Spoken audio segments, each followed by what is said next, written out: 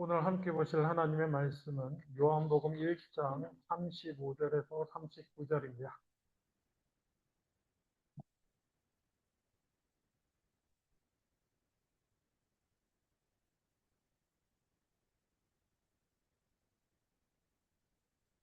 약성경 요한복음 1장 35절에서 39절 말씀. 제가 가진 성경으로는 143페이지입니다. 제가 봉독하겠습니다. 또 이튿날 요한이 자기 제자 중 두 사람과 함께 섰다가 예수께서 거니심을 보고 말하되 보라 하나님의 어린 양이로다.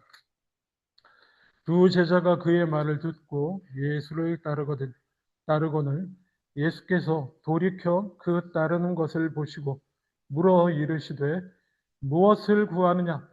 이르되 랍비여 어디 계시오니까 하니 랍비는 번역하면 선생이라. 예수께서 이르시되 와서 보라. 그러므로 그들이 가서 계신 데를 보고 그날 함께 거하니 때가 10시쯤 되었더라. 아멘. 38절 다 함께 봉독합니다. 시작. 예수께서 돌이켜 그 따르는 것을 보시고 물어 이르시되 무엇을 구하느냐? 이르되 랍비여 어디 계시오니까 하니. 아멘. 한 주간 제 마음속을 맴돈 찬양의 가사가 있습니다. 가끔 그럴 때가 있는데요. 몇 주 전인가 저희가 예배 시간에 불렀던 거더라고요. 제 마음에 맴돈 게 어떤 가사였냐면은 하나님 한 번도 나를 실망시키지 않으시고 뭐 이런 가사 아시죠? 이 찬양. 하나님 한 번도 나를 실망시키지 않으시고. 근데 그 가사가 제 마음속에 떠오를 때마다 화가 나는 거예요. 죄송합니다. 제가 좀 그런 게 있는데, 아니, 왜 그 은혜로운 가사에 화가 날까? 응? 가사 좋잖아요. 나를 실망시키지 않으신 하나님, 신실하신 하나님.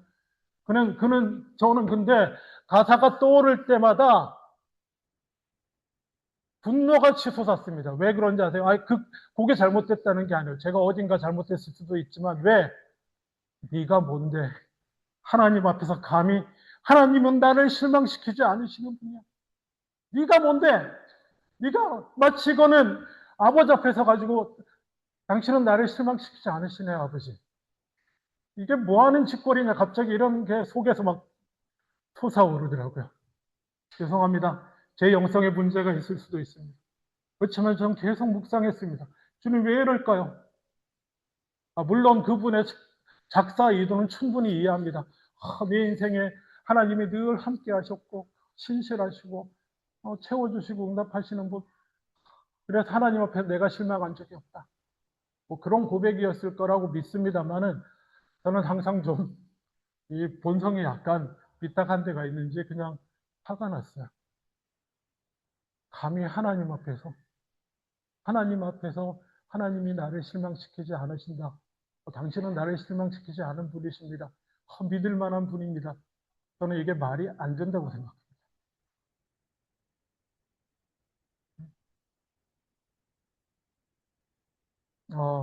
죄송합니다. 하여튼 한 주간 내내 그 가사 속에서 거의 조용히 뭔가 묵상하고 조용히 4시간만 가지면 저 안에서 그 가사가 떠오르면서 동시에 이쪽에서 이렇게 아씨 막 이런 마음이 어? 감히 인간 주제에 어? 하나님이 뭐 나를 실망시키지 않으시는 분이야?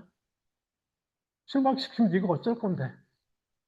하나님이 너 요셉 아니 욥처럼 네 가진 모든 것을 내가 빼앗을 거야.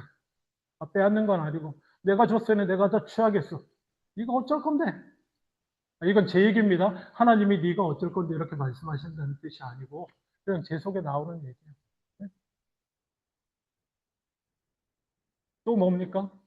어, 뭐 그런 거. 하여튼 뭐 욕뿐만 아니라 많죠. 사도 바울처럼 아픔이 있고 뭐 하나님이 치유해 주지 않겠다고 하면 어떡할 건데? 응? 내가 겪고 있는 큰 문제가 있어요. 그래서 걔를 낙심시키고 넘어지게 해요. 계속 힘드는 문제의 근원이에요. 근데 하나님께서 천국에 올 때까지 너 그냥 갖고 있어, 그거. 어떡하실 건데요? 네? 그건 내 앞에 서는 날 내가 다 해결해 줄게. 그냥 가지고 있어. 어떡하실 건데요? 하나님 왜 나를 실망시키시나요? 하나님이 그런 하나님이세요? 그러실 겁니까? 네? 죄송합니다. 오늘 그래도 보니까 대체로 이렇게 믿음의 기본은 좀, 예, 청소년기는 넘으신 분들이 다 계신 것 같아서 제가 이렇게 나눕니다. 그러실 건가요? 오늘 결혼을 준비한 게 다른 게 있었는데 갑자기 이렇게 나누게 되었습니다. 우리는 말입니다. 어릴 적에 여러분 어릴 때 그 뭐죠? 지니, 램프의 요정 뭐 이런 거 기억하시나요? 우리가 읽은 동화 중에 신밧드의 몸 이런 거에 보면 왜 램프의 요정 만나가지고 이렇게 그러면 꼭 램프의 요정이 하는 게 뭐죠? 지니가 딱 하면 세 가지 소원을 들어주겠다 이렇게 딱 하잖아요. 세 가지 소원. 네. 여러분 어릴 때 도전이 많이 됐어요. 그걸 읽으면서 나의 세 가지 소원은 이런 정말 이런 일을 하면 얼마나 좋을까? 어? 딱 세 가지 소원 누가 딱 세 가지 아니 세 가지도 필요 없어 딱 두 가지만 누가 들어준다면 얼마나 좋을까? 뭘 구하지? 뭐 이런 생각들을 어릴 때 했던 기억이 납니다.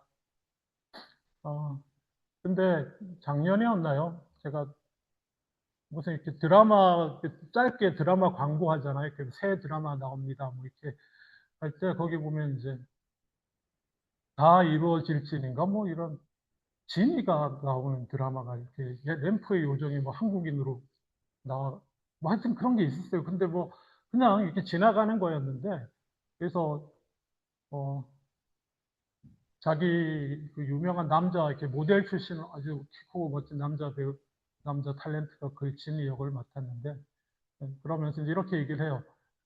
자기는 세 가지 소원을 들어준대요. 내가 누구냐? 너희들이 알아듣기 쉬운 말로는 사탄이라고 하지. 이렇게 해요. 실제 대사가 그렇게 나와요. 이 작가가 누구야? 막 했더니, 또 엄청나게 뭐죠? 그, 유명한 드라마들 많이 쓴 김은숙 작가인가? 뭐 이런 작가분이 있더라고요. 그래서 또 이분이 크리스찬인가 이렇게 뒤져보려다가 깜빡 잊고 지나갔지만, 뭔가 의미 있는 대사를 거기 넣어놨더라고요. 세 가지 소원을 들어주는 지니가 사탄이래. 물론 이제 드라마는 전혀 안 봤습니다. 저는 그 드라마에서 지니가 어떤 역할로 나가는지 모르겠어요. 네? 세 가지 소원을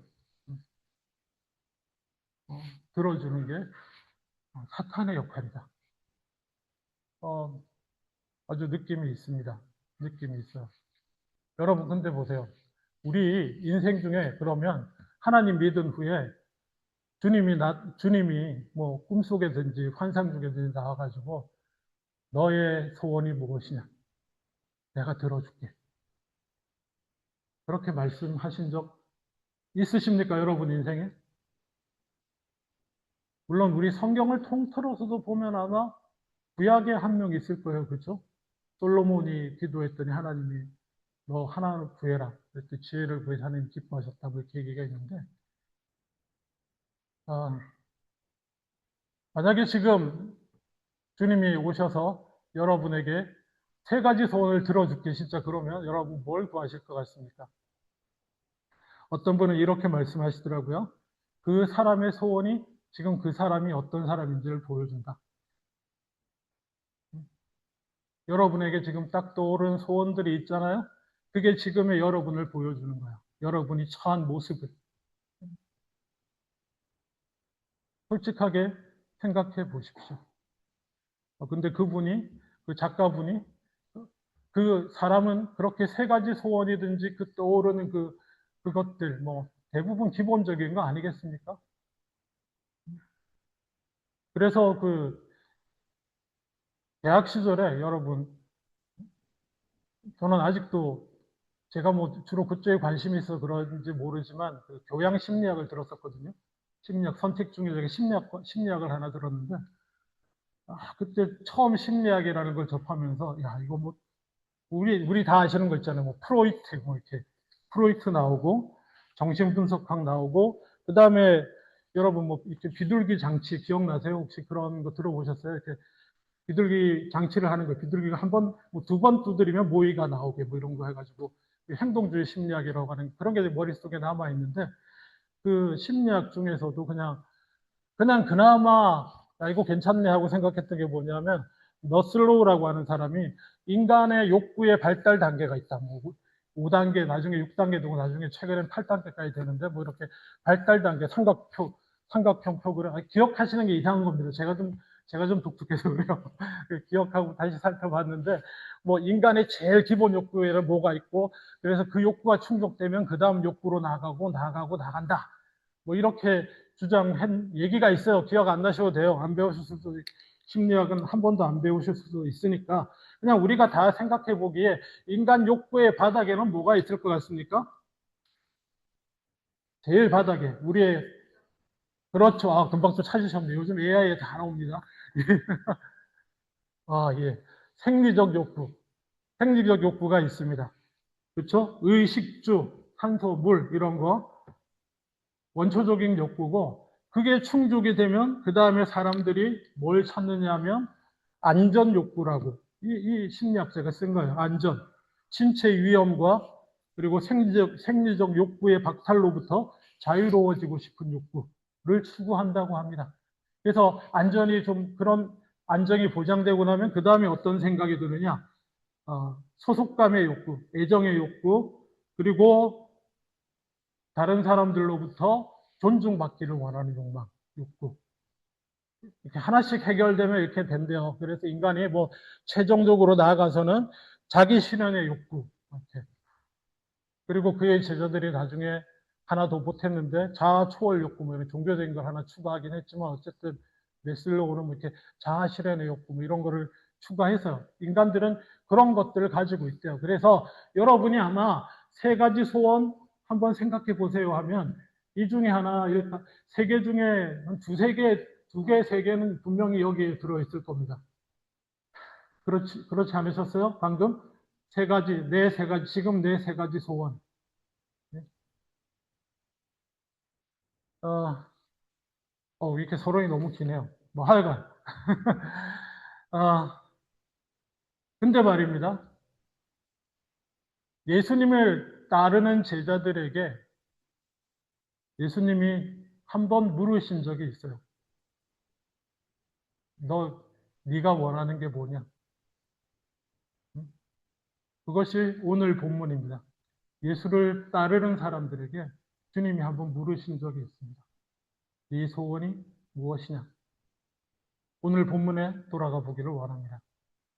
자, 35절 보십시오. 이튿날 요한이 자기 제자 중 두 사람과 함께 섰다. 이렇게 말하고 있습니다. 여기서 이튿날은 무슨 이튿날이냐면은 전날 세례 요한이 예수님께 세례를 베풀었어요.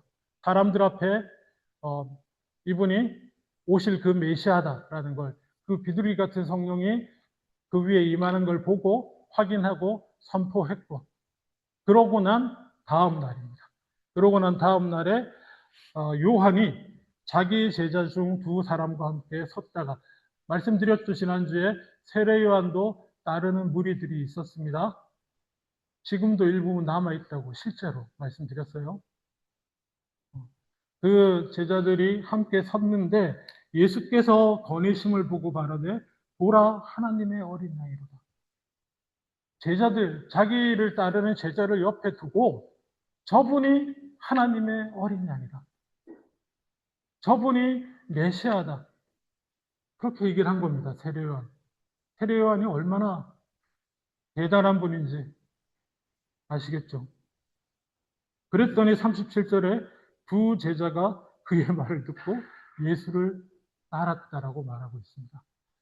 이게 심플하게 한 문장 한 문장만 기록되어 있지만 여러 가지를 보여줍니다. 세례 요한이 저분이 정령 메시아다. 저분이 구세주고 나는 그분의 신들레비를 매기도 힘들고 나는 그저 빈들에서 외치는 소리일 뿐이고 저분이 진정 메시아고 너희가 따라야 할 뿐이다.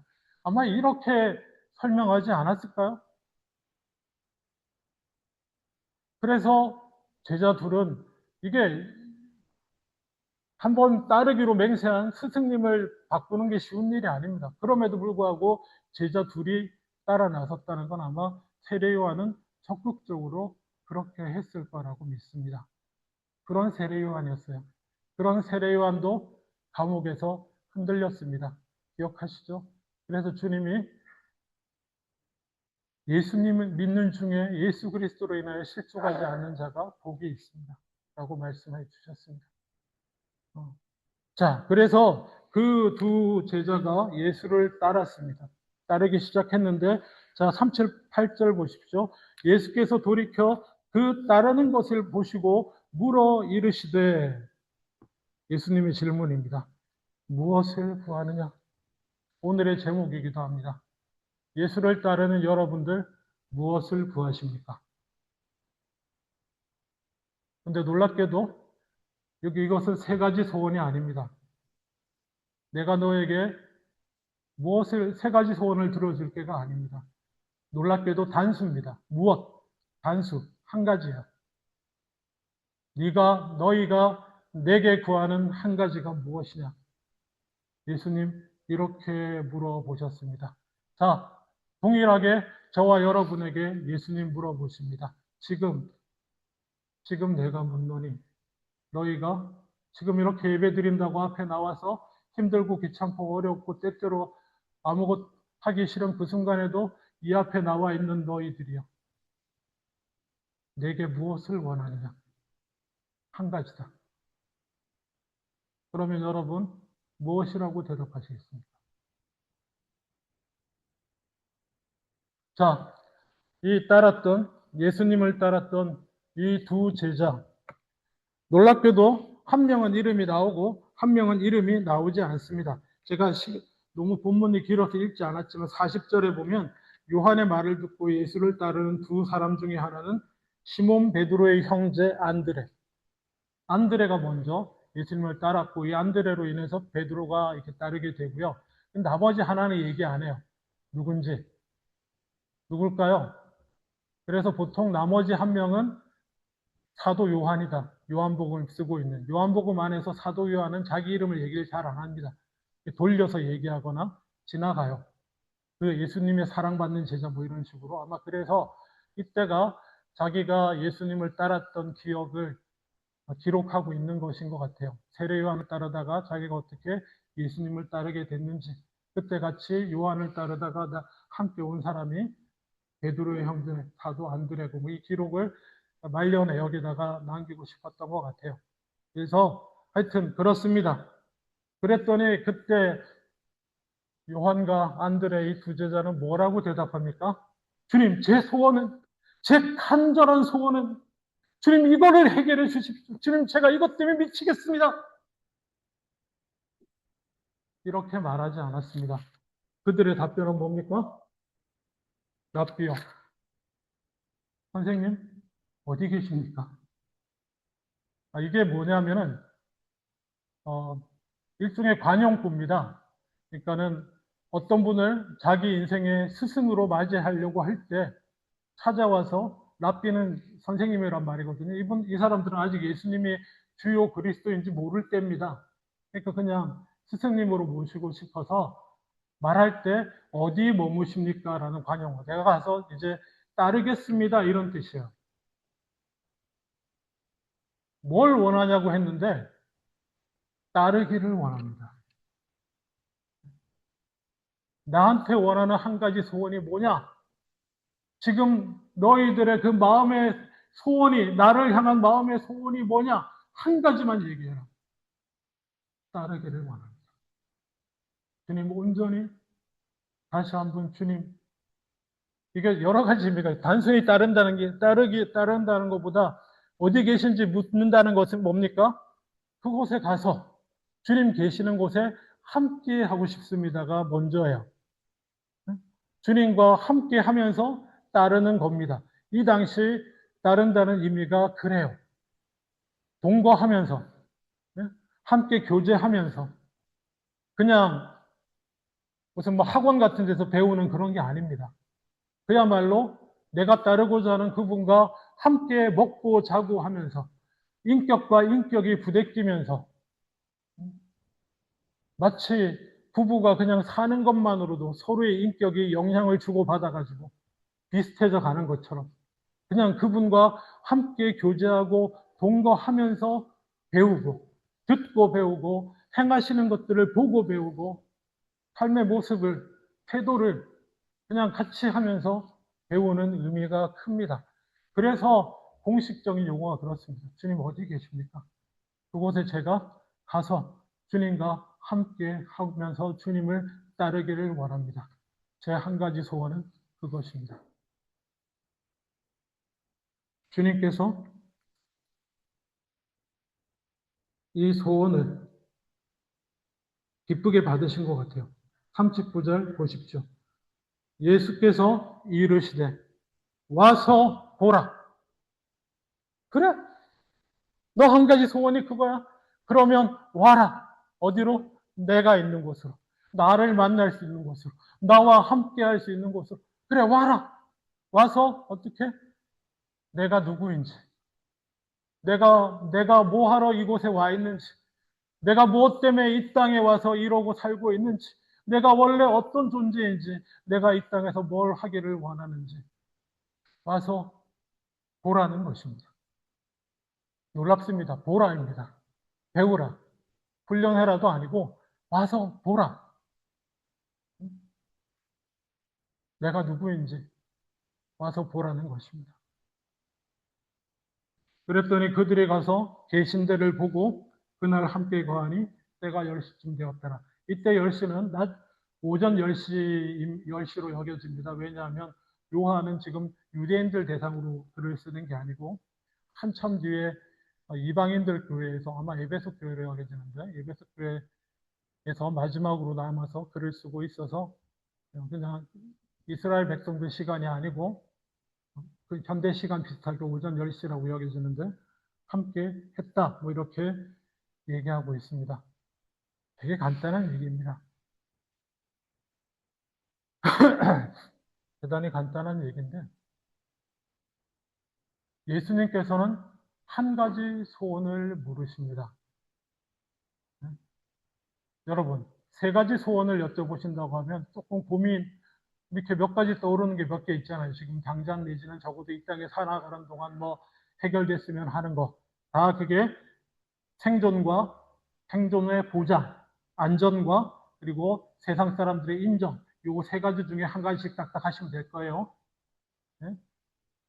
생존, 안전보장, 생존만 하는 게 중요한 게 아니야. 생존하는 게 끝까지 보장돼야 돼. 안전하게 보장되고, 그 다음에 그걸로만 살면 안 돼. 그런 내 삶을 누가 인정해줘야 돼. 요거 세 가지 욕구로 아마 세 가지 소원을 얘기하실 거예요, 대체로. 근데 예수님은 한 번도 그렇게 물으시지 않는다고 저는 생각합니다. 예수님은 이 본문에처럼 우리에게 한 가지만 물으시는 줄입니다. 어떤 분이 예수님이 세 가지 시험 받으신 거 있잖아요. 기억나시죠? 예수님의 세 가지 시험. 광야에서 처음 시험 받으실 때 그 세 가지 시험 내용을 이거를 그 메슬로의 심리학 그리고 인간의 욕구와 이렇게 대비를 해서 설명을 하셨던데 은혜가 참 되더라고요. 여러분, 제일 처음에 사탄이 예수님한테 요구한 게 뭡니까? 시험으로 요구한 게 돌을 떡으로 바꿔라. 이거 잠깐 언급했던 메슬로우 심리적 욕구의 단계를 따지면 몇 번째 단계입니까? 첫 번째 단계.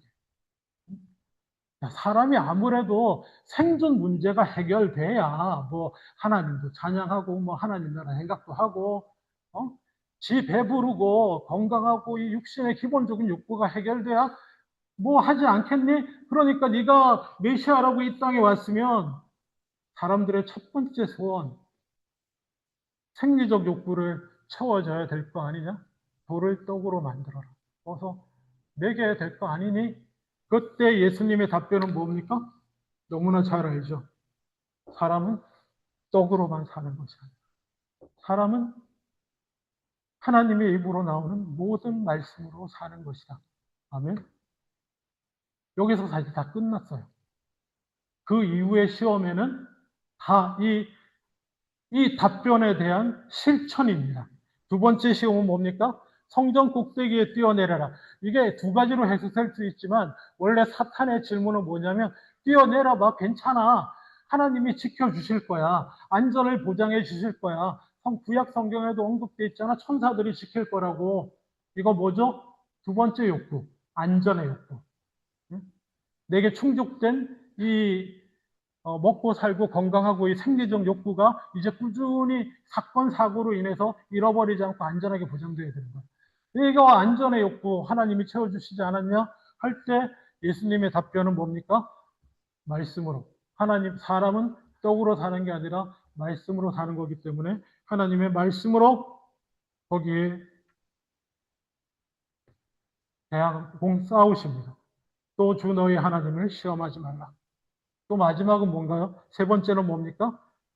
천하만국을 산에서 보여주고 원래 네가 이거 얻고 싶어 한 거 아니야?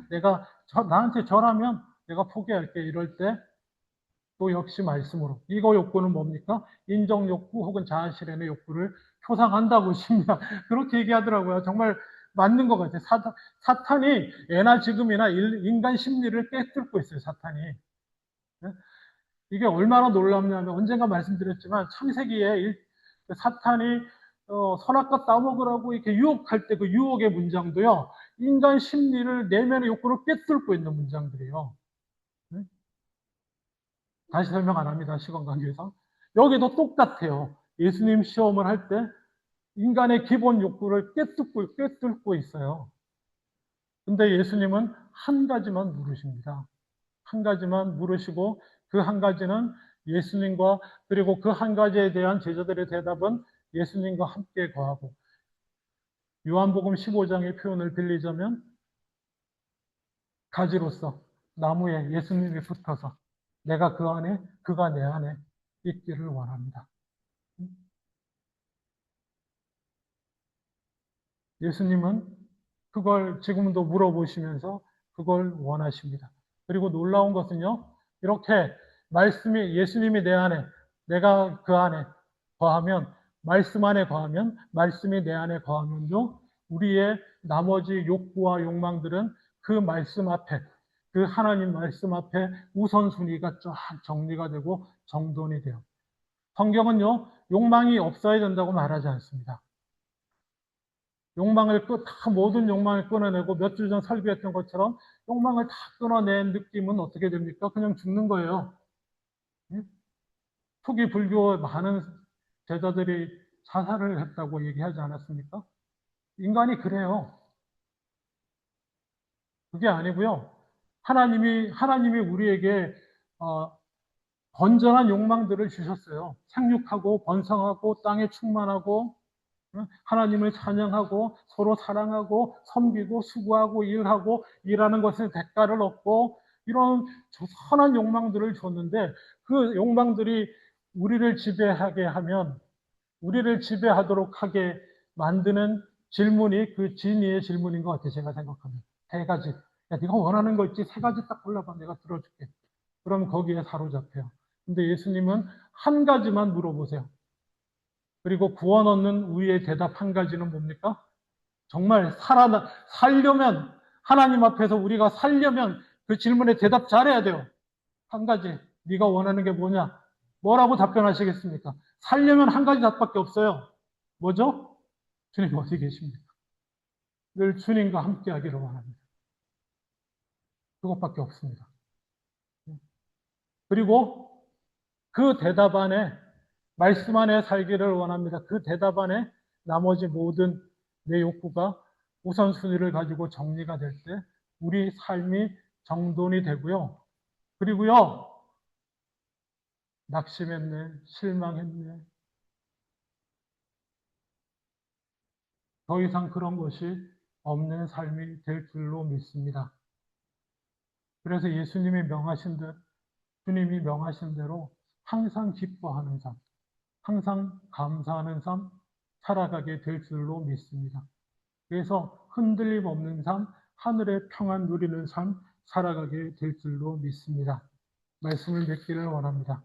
여러분, 지금 다시 생각해 보십시오. 지금 여러분의 소원이 무엇입니까? 한 가지만 하나님 앞에 간구하십시오. 한 가지만, 한 가지만. 그러면 그게 뭐가 되어야 되겠습니까? 기도하겠습니다.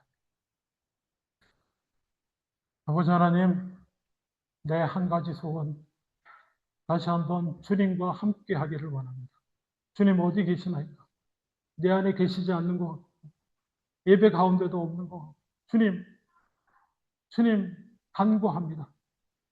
나를 주님 앞에서 멀리 하지 마시고, 다시 한번 내가 주 안에 있게 하여 주시옵소서. 주님과 동행하는 은혜를 누리게 하여 주시옵소서.